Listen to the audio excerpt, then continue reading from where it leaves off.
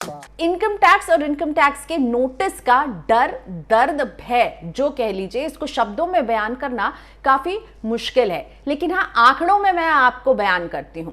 CAG ने monsoon session में income tax department पर एक रिपोर्ट सौंपी है और इस रिपोर्ट में उन्होंने बताया है कि 82%, 82% ऑफ टैक्स पेयर्स को मिसमैच ऑफ टीडीएस का नोटिस उनके corresponding income tax assessment officers ने, एओज ने भेजा है। यानी कि उन्हें कहा गया कि जो आप टीडीएस की अतिरिक्त मांग कर रहे हैं कि आपका ज्यादा कट गया है, आप रिफंड के हकदार नहीं हैं, आपको अतिरिक्त टैक्स देना होगा, एक तरह से ये अवॉइडेबल है।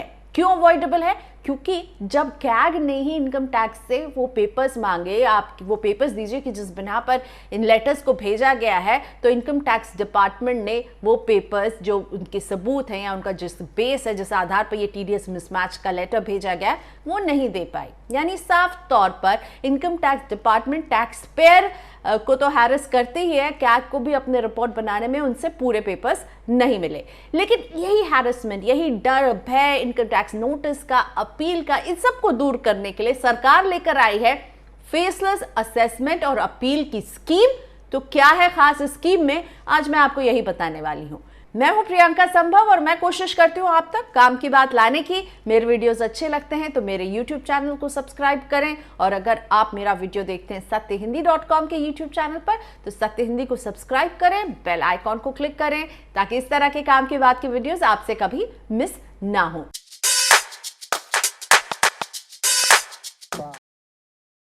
टी से टैक्स और टी से टेंशन भी, और इसी टेंशन को टैक्स पेयर के लिए कम करने के लिए सरकार लेकर आई है फेसलेस असेसमेंट स्कीम। क्या होगा इसमें, तो इसे समझने के लिए इसके जो 5 टेक्निकल टर्म है उन्हें मैं सुलझाती हूं, और उन टर्म्स को मैं जैसे जैसे सुलझाऊंगी आपको समझ में आएगा कि ये एक्चुअली में काम कैसे करने वाला है।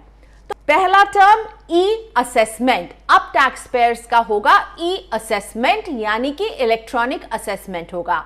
टैक्स पेयर और टैक्स ऑफिसर के बीच में अब कभी भी मुलाकात नहीं होगी। और अगर सीधे सीधे भाषा में कहूं तो ये कि एज ए टैक्स पेयर अब आपको इनकम टैक्स के असेसमेंट ऑफिसर के मुंह देखने की जरूरत ही नहीं है, उसकी शक्ल आपको नहीं देखनी पड़ेगी, क्योंकि सारा सिस्टम होगा ऑनलाइन। अगर टैक्स ऑफिसर, आप जब रिटर्न भरेंगे, आपके टैक्स से जुड़े कोई सवाल पूछना चाहता है या उसे कोई आपत्ति है, तब भी वो आपको संपर्क नहीं करेंगे। एक पूरा सिस्टम होगा, ऑनलाइन सिस्टम, जिसके जरिए आपको इलेक्ट्रॉनिक मोड के जरिए ये सवाल पूछे जाएंगे और आपको भी 15 दिन के अंदर ऑनलाइन जाकर के अपना ये जवाब सबमिट करना है। इस जवाब को सबमिट करने के बाद क्या होगा वो मैं आगे बताती हूँ, इससे जुड़े कुछ टेक्निकल टर्म्स को जब मैं और आपके लिए इजी बनाऊंगी। लेकिन पहली बात तो ये समझ जाइए कि आप और आपका टैक्स ऑफिसर यानी कि एओ कभी नहीं मिलने वाले हैं। इस पूरे सिस्टम को बाय बाय कह दिया।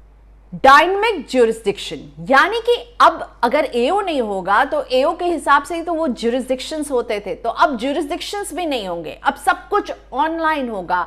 ऑनलाइन सिस्टम के जरिए आपके रिटर्न को इवैल्यूएट करके सारे डेटा जो सरकार के पास पहुंचते हैं और आपका जो रिटर्न फॉर्म पहुंचता है उससे इवैल्यूएट किया जाएगा, और अगर उसमें कहीं गड़बड़ी दिखेगी तब आपसे संपर्क किया जाएगा। लेकिन कोई ज्यूरिसडिक्शन नहीं होगा। आप अगर दिल्ली में बैठे हैं तो आपसे दिल्ली का ही एओ या टैक्स ऑफिसर बात नहीं करेगा। हो सकता है कि हैदराबाद के टैक्स ऑफिस से आपको लेटर जाए, वहां आपके केस को देखा जाए, उसकी पड़ताल की जाए, या फिर कलकत्ता जाए। तो इसीलिए अब एक ज्यूरिसडिक्शन जो है ना, उसका कोई एक दायरा नहीं रहा है, वो ऑल ओवर इंडिया आपका केस कहीं भी जा सकता है। अब आते हैं तीसरे टेक्निकल टर्म, जो कि हमें बताता है कि फेसलेस असेसमेंट में एक टैक्स पेयर का असेसमेंट होगा टीम बेस्ड। तो टीम बेस्ड असेसमेंट का मतलब है कि कोई एक ऑफिसर नहीं, बल्कि एक ऑफिसर्स की टीम होगी जो आपके केस को रिव्यू करेगी, उसकी जांच करेगी। ये कैसे काम करने वाला है, तो सबसे पहले सबसे टॉप पर होगी NEAC, national e assessment centre, नई दिल्ली में, और इसके नीचे होगी REAC, यानी कई रीजनल ई असेसमेंट सेंटर्स होंगे, और हर REAC के अंतर्गत होंगे 4 यूनिट्स। हर रीजनल ई असेसमेंट सेंटर के होंगे 4 यूनिट। पहला unit assessment unit, technical unit, review unit और साथ ही में होगा वेरिफिकेशन यूनिट। यानी एक कोई ऑफिसर नहीं होगा जो आपके पूरे पेपर्स की जांच कर रहा होगा, एक पूरी यूनिट होगी और वो टीम वाइज उसे चेक करेगी। अब क्या होगा कि NEAC आपको नोटिस भेजेगा, आपको उस नोटिस का जवाब देना है और जब आप जवाब भेजेंगे तो NEAC आपके जवाब को रीजनल ई-असेसमेंट सेंटर को असाइन करेगा। तो NEAC तो दिल्ली में है, लेकिन ये REAC जो है वो रैंडमली कंप्यूटर के जरिए चूज किया जाएगा, ऑनलाइन सिस्टम के जरिए इसे पिक किया जाएगा। तो दिल्ली में कोई है और उसका केस कहीं भी जा सकता है, हैदराबाद, कोलकाता, चेन्नई, कहीं पर भी जा सकता है और रैंडम सिलेक्शन होगा। यानी कोई ऑफिसर बैठ के नहीं डिसाइड कर रहा होगा, ये जो कंप्यूटर है वो डिसाइड करेगा कि कौन सा केस कहाँ जाएगा, रैंडमली उसको डिस्ट्रीब्यूट किया जाएगा। तो REAC जो है वो आपके केस को रिव्यू करेगा और अपनी रिपोर्ट बनाएगा और अपनी रिपोर्ट वो NEAC को देगा। जब NEAC के पास यानी नेशनल ई-असेसमेंट सेंटर के पास ये रिपोर्ट पहुंचेंगे तो वो इनमें से कुछ रिपोर्ट को मानेगा कि हाँ ये ठीक है और उनमें से कुछ 50% रिपोर्ट को फिर से रिव्यू करने के लिए वो किसी और असेसमेंट यूनिट को देगा। यानी कि किसी दूसरे रीजन के असेसमेंट यूनिट में भी उसको एक बार क्रॉस चेक करने के लिए भेजा जाएगा। जब टैक्स पेयर के पास NEAC का जवाब जाएगा, उसमें दो कंडीशन हो सकते हैं। एक कि ठीक है, सब कुछ भी खामी नहीं मिली है तो आपका केस क्लोज। लेकिन अगर आपको शो कॉज नोटिस भेजा जाएगा तो आपको उसका फिर से जवाब देना होगा और फिर से उसका असेसमेंट होगा।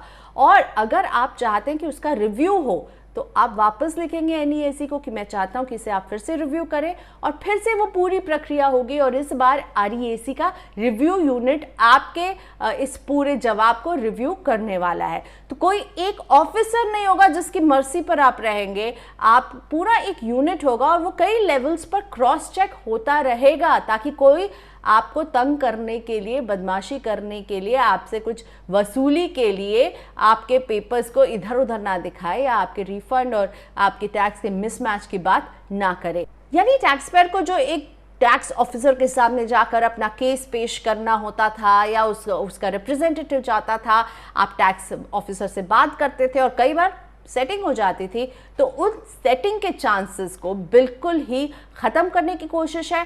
ऑनलाइन सिस्टम होगा, अलग अलग सिस्टम्स पर चेक्स एंड बैलेंसेस होते रहेंगे, ग्रुप ऑफ ऑफिसर्स होंगे जो कि आपके केस को देखते रहेंगे। यानी आप एक ऑफिसर की मर्जी पर नहीं रहेंगे, यहाँ पर 4-5 लोग होंगे। और सबसे इंटरेस्टिंग ये है कि ये ऑल इंडिया में आपका केस कहीं भी जा सकता है असेस होने के लिए, रिव्यू होने के लिए, वेरीफाई होने के लिए। अब आते हैं चौथे टर्म, और चौथा टर्म है DIN, डॉक्यूमेंट आइडेंटिफिकेशन नंबर। ये भी बहुत ज़रूरी है। अब आपको जब भी इनकम टैक्स से कोई लेटर आएगा तो उसमें एक डॉक्यूमेंट आइडेंटिफिकेशन नंबर होगा और यही पहचान होगी कि ये लेटर बिल्कुल जेन्युइन है। तो पहले तो आप कई बार वो फेक लेटर्स और ईमेल्स जब आप रिटर्न भरते थे तो आते थे, उससे तो बचेंगे ही। दूसरी तरफ ये जो डॉक्यूमेंट आइडेंटिफिकेशन नंबर होगा ये एक तरह से आपकी आइडेंटिटी हो जाएगी और आपका नाम क्या है, पता क्या है, आप कहाँ रहते हैं, उससे कोई मतलब नहीं होगा। जो टैक्स ऑफिसर जांच करेगा वो देखेगा ये है DIN और ये है पूरे केस के डिटेल्स, और आपको भी नहीं पता होगा कि कौन सा टैक्स ऑफिसर जो है वो आपके केस को देख रहा है। तो ये जो DIN है ये ब्रिज बनेगा, एक डॉक्यूमेंट आइडेंटिफिकेशन नंबर अब इनकम टैक्स विभाग से आने वाले हर लेटर में होगा और यही लेटर जो है एक तरह से कम्युनिकेशन का जरिया रहेगी। पांचवी बात कि इस फेसलेस असेसमेंट में सर्वे और सर्च करने की पावर अब एक AO के हाथ में नहीं होगी, एक ऑफिसर के हाथ में नहीं होगी, बल्कि जब प्रिंसिपल कमिश्नर कहेंगे कि हाँ सर्वे और सर्च होना है, उनसे लिखित में ये जारी होगा कि हाँ ये होना चाहिए, तभी होगा सर्वे और सर्च। वरना एक AO केवल उसे लगे कि यहाँ सर्वे करना और वो पहुंच जाए तो ऐसा नहीं होगा। बाकायदा एक प्रोसीजर फॉलो होगा और principal commissioner of income tax जो है वो अपनी अनुमति देंगे और उसके बाद सर्वे और सर्च होगा। असेसमेंट में इस बात का भी ख्याल रखें कि ये जब लिखा पढ़ी हो रही होगी कि आपके केस को रिव्यू किया जाएगा, वेरीफाई किया जाएगा, उसमें अगर रीजनल ई-असेसमेंट सेंटर चाहता है कि उसके टैक्स पेयर से बात करनी है, उससे कुछ एक्सप्लेनेशंस लेने हैं, तो ये हो सकता है। लेकिन अगेन जो रीजनल ई असेसमेंट सेंटर को हेड कर रहे होंगे और प्रिंसिपल कमिश्नर ऑफ आईटी के लेवल के जो लोग होंगे वो ये डिसीजन लेंगे। उन तक जो भी असेसमेंट यूनिट उसको देख रही होगी वो ये बात पहुंचाएगी कि हमें टैक्स पेयर से बात करनी है, तब टैक्स पेयर से बात होगी, लेकिन वो भी वीडियो कॉन्फ्रेंसिंग के जरिए ही होगी। फेस टू फेस आपको कभी भी किसी से नहीं मिलना है। तो पूरा सिस्टम जो है फेसलेस होने वाला है। तो साफ तौर पर कोशिश तो पूरी है, जो कि नारा है इस पूरे स्कीम का कि टैक्स पेयर्स को दिया जाए सीमलेस, पेनलेस, फेसलेस सिस्टम। लेकिन अंग्रेजी में कहावत है कि the proof of the pudding is in eating, यानी कि जब ये इंप्लीमेंट होगा और जब आपका इससे सामना होगा तभी पता चलेगा कि ये कितना सीमलेस और पेनलेस है। क्योंकि सालों से इनकम टैक्स ऑफिसर का डर, इनकम टैक्स नोटिस कब है, ये सब हम झेलते आए हैं। और क्या हमारा इनकम टैक्स डिपार्टमेंट ऐसे ही रातों रात बदल जाएगा? स्कीम तो लॉन्च हो गई, उम्मीद करते हैं कि ये वाकई में हमारे पूरे इनकम टैक्स का जो एक्सपीरियंस है उसको पेनलेस बनाए, और इंतजार रहेगा कि कितना पेनलेस बनता है। फिलहाल मैं आपसे इजाजत लूंगी इस रिक्वेस्ट के साथ कि अगर आपको मेरे काम की बात के वीडियोस अच्छे लगते हैं तो मेरे YouTube चैनल www.youtube.com/प्रियंका संभव को जरूर सब्सक्राइब करें। और अगर आप मेरा ये वीडियो देखते हैं सत्यहिंदी.com के YouTube चैनल पर तो सत्य हिंदी को भी सब्सक्राइब करें, बेल आइकॉन को क्लिक करें। और मैं फिर मिलूंगी आपसे कुछ ऐसे ही काम की बात लेकर के। अभी के लिए इतना ही।